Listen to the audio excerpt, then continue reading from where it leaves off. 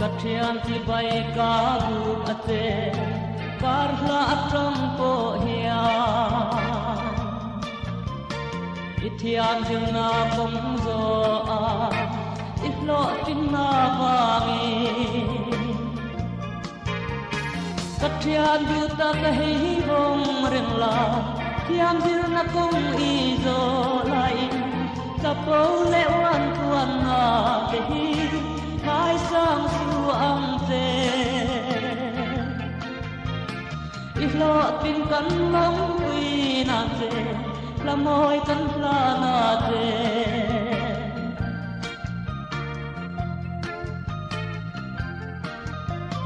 in vang to quy tlang nuam le in run hiap zar nuaya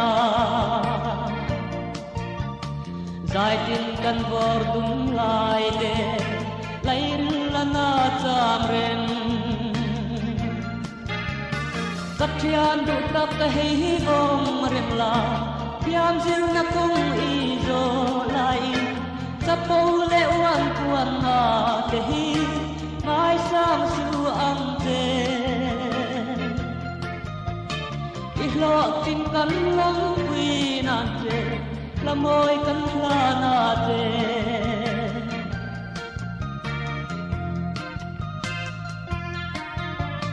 kan tuan na tlam dang ma se dam pen lo ong mang te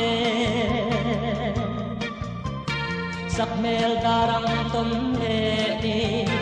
a hel chuak le ne ang kathian du ta ka hei bom rem la thiam zil na kong i zo lai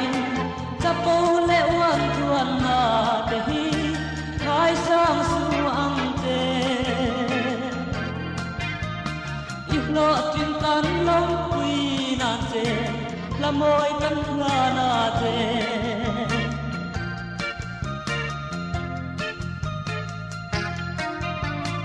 zai tin borin dam reng la